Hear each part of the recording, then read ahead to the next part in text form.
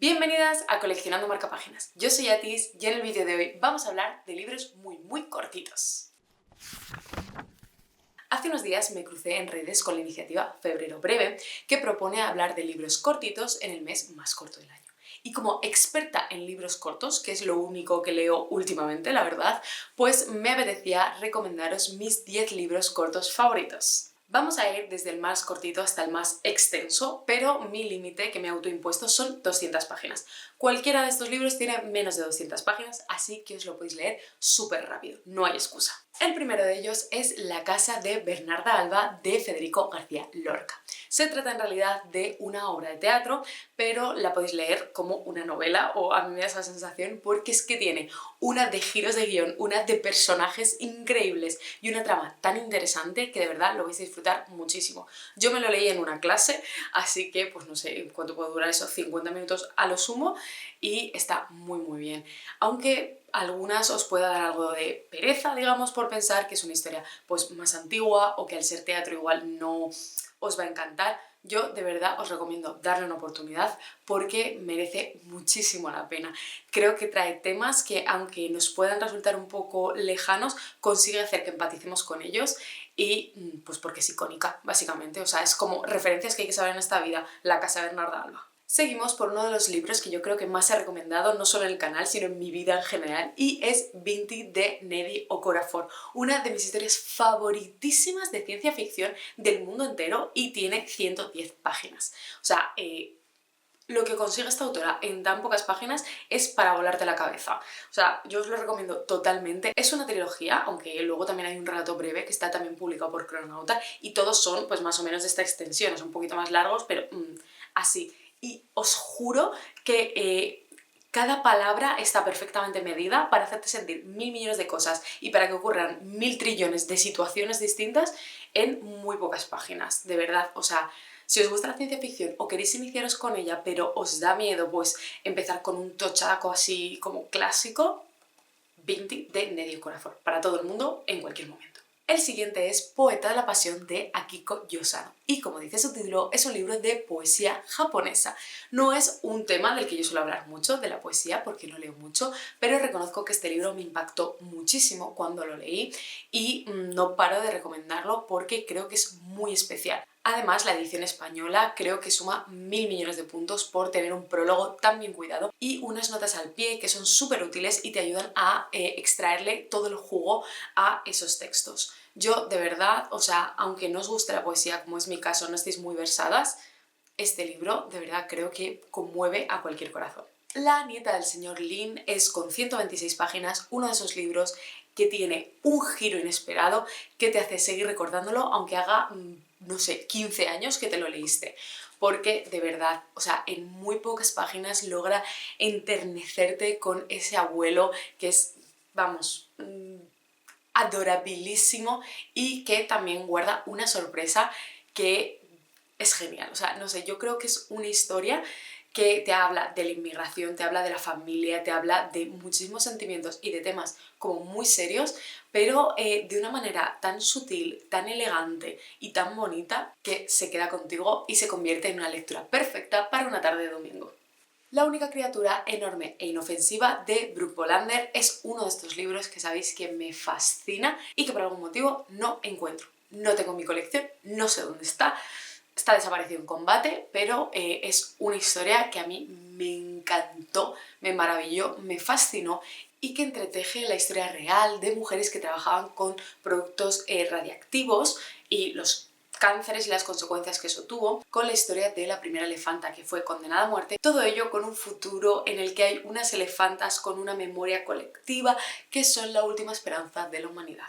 Os juro que aunque parezca muy complejo, y el libro lo es, merece muchísimo la pena. Nos está escrito de tal manera que vas como siguiendo la historia, dejándote llevar y disfrutándola muchísimo y que no la olvidas. Aunque sea muy cortita, no la olvidas. Crónica de una muerte anunciada de Gabriel García Márquez es para mí una obra maestra. ¿Por qué? Pues porque básicamente ya sabes cómo acaba. O sea, crónica de una muerte anunciada y empieza el día que iba a morir, o sea, ya te lo han contado. Pero es que la historia no va de eso, no va de que él muera, va de todo lo que hay detrás. Y eso para mí es lo que lo hace magnífico. Yo soy una persona de tramas, yo si ya sé lo que va a pasar o me lo intuyo, pues disfruto un poco menos de la historia. Hay gente que es como de narración, que le encanta más escrito, gente que es de personajes, yo soy de tramas. Entonces, el hecho de que aun sabiendo de lo que va la trama, lo disfrutase tantísimo y me gustara un montón, hace que me parezca que es una obra maestra. A ver, García Márquez, pues es García Márquez, ¿no? Pero esta historia en concreto, que es muy cortita y yo os la recomiendo para iniciaros con él. Rebelión en la granja es otra de estas historias que, aunque tenga pocas páginas, no te deja indiferente. Es una historia que nos habla de una granja en la que los animales, como bien dice el título, se rebelan contra los humanos y toman el poder. Y lo que empieza siendo una sociedad súper idílica, en la que todos los animales son iguales, todos tienen los mismos derechos y deberes, se va tornando de otra forma y vas viendo cómo al final el egoísmo, las ganas de poder van prevaleciendo. Me gusta muchísimo la sutileza del lenguaje, me gusta un montón cómo hay cosas que te dejan caer pero no te dicen directamente y cómo muestran cómo propuestas que a priori pueden ser buenas se pueden retorcer para ser malas. Digamos que es un poco pesimista, sí, pero creo que es una lectura súper necesaria y súper recomendable que analiza muy bien el trasfondo de las sociedades, de cómo funcionan muchas veces y de los mecanismos de poder y de control, y está fantástico. Esta, no os fiéis, es que es una edición conjunta con 1984, pero el libro en sí creo que son como 140 páginas. O sea, se lee en nada y se te queda impregnado para siempre. Continuamos con uno de mis favoritos de los últimos años, que ha sido Sobre mi hija, de Kim Hye-jin.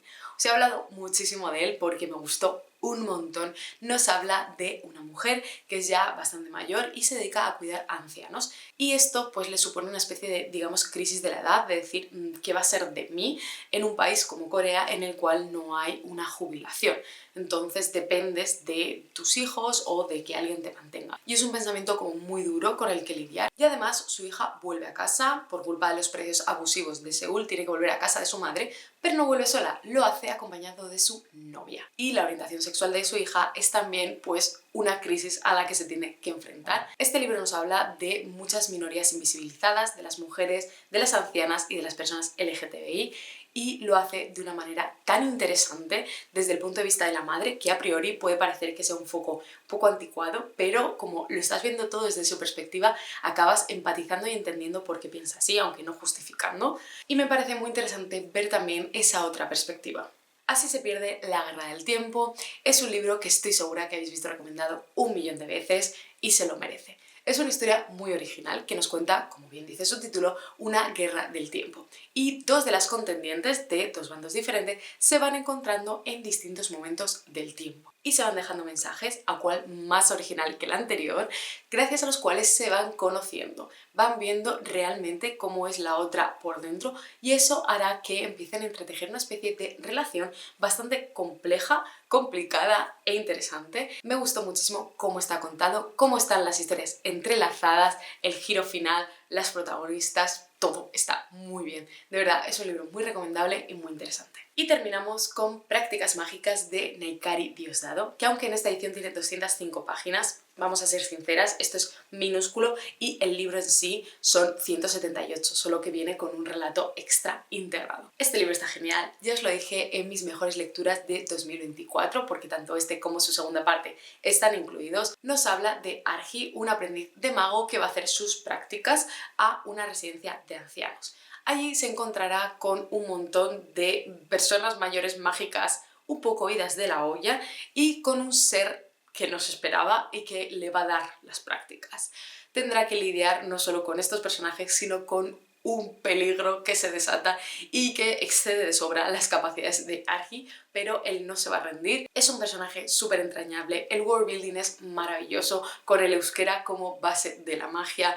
Me gusta muchísimo, de verdad, la historia, le coges un montón de cariño a todos los personajes, por eso me encantó también verlos en la segunda parte, que es maravillosa también, que también es muy cortita, aunque es un poco más larga, pero merece muchísimo la pena. Y yo de verdad os lo recomiendo como un sorbito de magia súper imaginativa que os va a hacer sentir bien y que os va a llevar a un mundo súper chulo.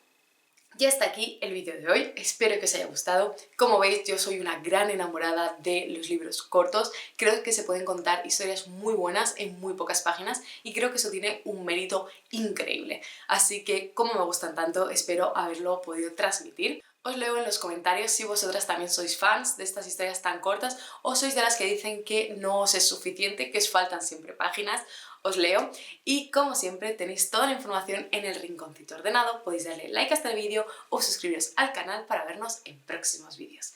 ¡Adiós!